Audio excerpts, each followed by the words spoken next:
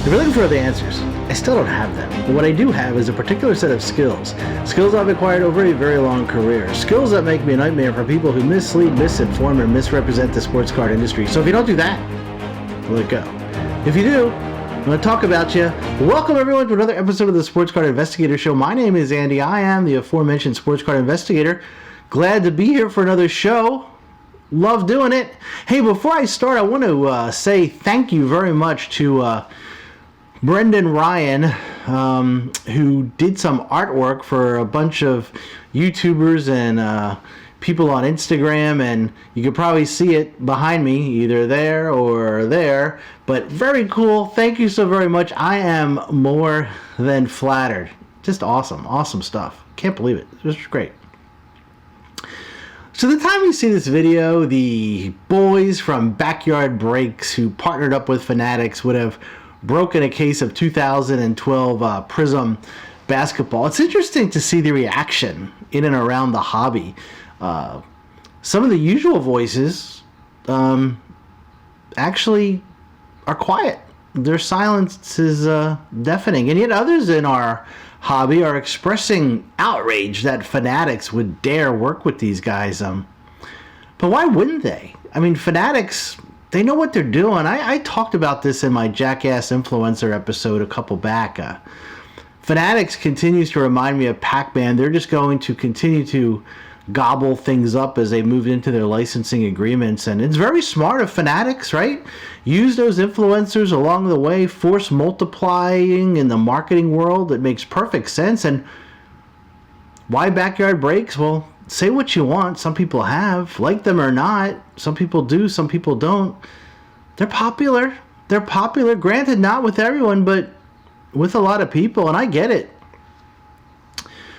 The Backyard Break types of people in our hobby, they are to some the antithesis of what this hobby stands for. But again, they are popular.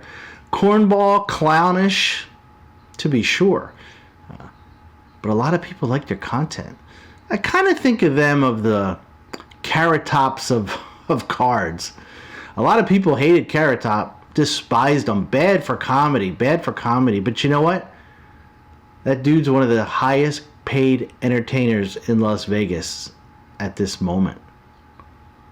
I have a friend who has two boys, 10 and 13 years old, and they watch Backyard Breaks. They think they're hysterical, funny, energetic, entertaining, and a lot of their friends do too. And that's kind of a target for Fanatics, right? Those generation, are they Generation Z? Young adults?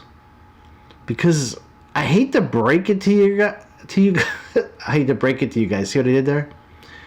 But that audience, that Generation Z, for the most part, is not going to watch our content. They're not going to watch the traditional card content. They're just not. I was going to say they could care less, but they really don't care much about education, information, charts, graphs, interviews, auction watching that a lot of guys in the card world, serious guys for lack of better wording, do. They want instant gratification. In the long run, it's not like people are going to stay away from Fanatics or not buy their product because they associated with these type of people. Actually, the opposite. If I'm going to go out on a limb here and say that if Fanatics contacted any influencer and expressed interest in their comment, that influencer would most likely jump at the chance to partner with them. And if they say they would not, then they really aren't influencers. Influencers want three things: building their brand, exposure, likes, subscribers. That's four things. And I don't want to hear, like I said before, I'm not going to buy product from this company, Fanatics, if they use these guys. You will. And get ready, because Fanatics, in my opinion, I could be wrong, they're going to use these non-traditional types to promote their product. Josh Luber said so much in the break yesterday, and I watched some of it. They know exactly what they're doing. And And if this type of thing offends you or offends your sensibilities, you haven't seen nothing yet. Just wait. And Fanatics doesn't really care about, I shouldn't say that. They care about the traditional hobbyist in the sports card world. I think they do. But they know they have them.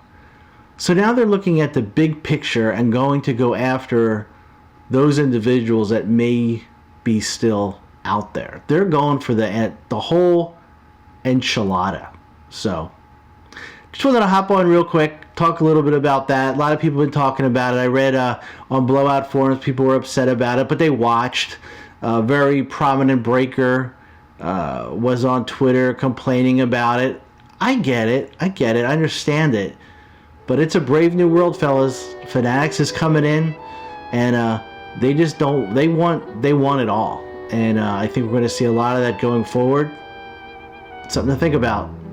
So that's it for today. If you like what you see, hit the like, hit the subscribe. If you don't like what you see, hit the like, hit the subscribe. And until next time, take care.